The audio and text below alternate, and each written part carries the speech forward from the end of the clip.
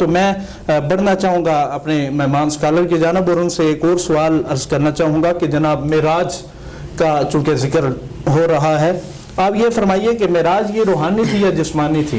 یہ بھی بڑا اہم سوال ہے نا جی، علماء کرام سے عوام پوچھتی ہے تو یہ جی یقیناً حسن رضا بھائی، یہ بہت ہی اہم سوال ہے اور آج کل کے دور میں اس کو بہت زیادہ جو ہے وہ اجاگر کیا جا رہا ہے اور لوگوں کے ذہنوں کے اندر یہ وسوسے ڈالے جا رہے ہیں کہ یہ کیسے ممکن ہے کہ ایک شخص جو ہے وہ اس قدر سفر کرے ایک رات کے تھوڑے سے حصے کے اندر، پھر وہ کہے کہ میں سارے آسمان بھی دیکھ چکا ہوں، نبیوں سے ملاقات بھی کر چکا ہوں، جنت بھی دیکھ چکا، جہنم بھی دیکھ چکا، رب سے، یہ عقل کی کسوٹی پر اس کو پرکھنے کی کوشش کرتے ہیں۔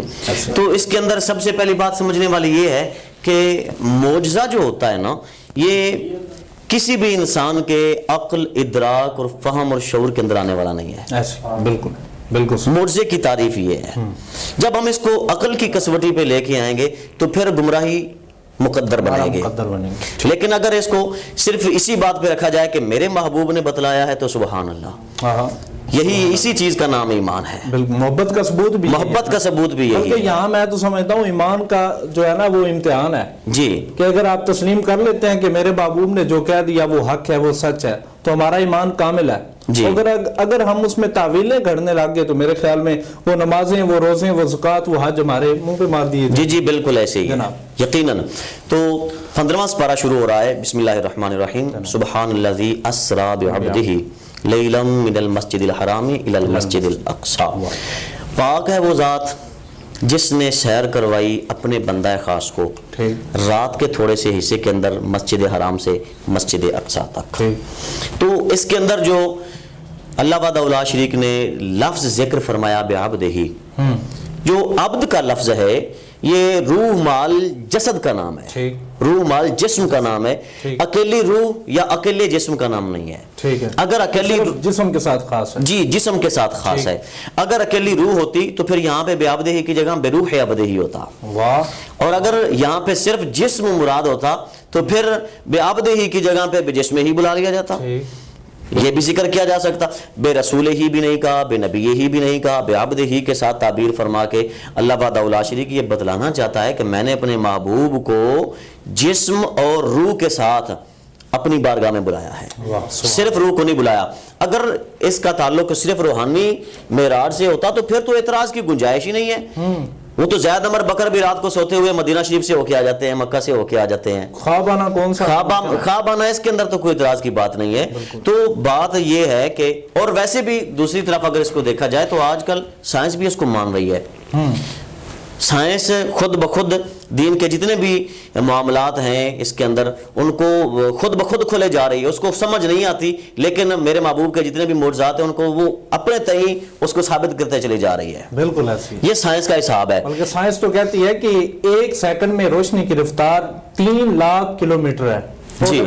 1 سیکنڈ میں روشنی کی یہ رفتار ہو سکتی ہے تو میرے آقا کی معراج کا عالم کیا ہو؟ سبحان اللہ۔ دیکھیں انسان کا اپنا ایجاد کیا ہوا جہاز ہزاروں ٹن کا یہ بنا ہوا، یہ آسمانوں میں اڑ رہا ہے، ٹھیک ہے، اور پھر انسان چاند کو مسخر کر چکا ہے، بالکل ایسی مریخ پہ جانے کی تیاریاں کر رہا ہے، کوشش کر رہا ہے۔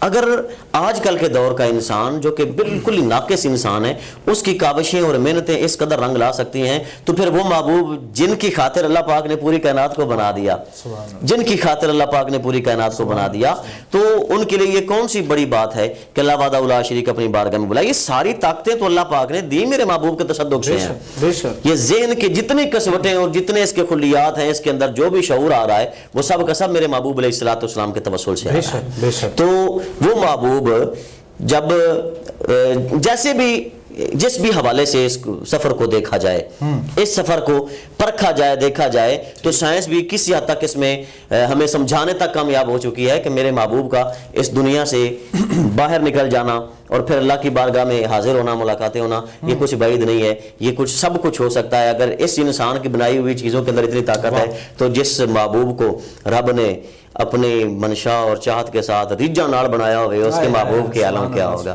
اچھا آج کل ہم سنتے ہیں جی ایک جہاز یہاں سے اڑا، امریکہ جا کے وہ لینڈ کر گیا۔ اگر سمجھا جائے تو یہ بھی ہماری سمجھ سے معاملہ باہر ہے کہ اتنے ٹن جو وزن اٹھا کے ایک جگہ سے فلائی کرتا ہے پھر وہاں جا کے لینڈ کرتا ہے، تو تو یہ تو ایک جہاز ہے جی، یہ تو اللہ تعالیٰ کی بنائی ہوئی مخلوق کی ایک کاریگری ہے اس کی عطا سے. تو پھر جی. یہاں معراج کے بارے میں کیا فرمانا چاہیں گے؟ جی یقیناً حسن بھائی یہاں پہ یہی ہے کہ انسان جس کو طاقت اللہ پاک نے عطا فرمائی اس کے ذہن کے اندر یہ اتنا شعور ہے کہ اس نے ایک مشینری کو تیار کیا، پھر اس کے اوپر محنت کی، اس کو اڑنے کے قابل بنایا، اور لوگ اس کے اندر سواریاں کر رہے ہیں ایک جگہ سے. یہ ہزاروں کلومیٹروں کا جو سفر ہے یہ چند منٹوں کے اندر ہو گیا، چند گھنٹوں کے اندر ہو گیا. جس سفر کے لیے دن رات لوگ چلتے تھے، پیدل چلا کرتے تھے، اور دن مہینوں کے مہینے ان کے صرف ہو جاتے تھے، وہ سفر بالکل لمحوں کے اندر طے ہوا جا رہا ہے. تو یہ بالکل آسان سی بات ہمیں سمجھائی جا رہی ہے کہ اگر آج کل کے دور میں یہ ہو سکتا ہے ایک لمحے کے اندر، پلک جھپکنے کے اندر انسان دنیا کی دوسری نکڑ دیکھ لیتا ہے.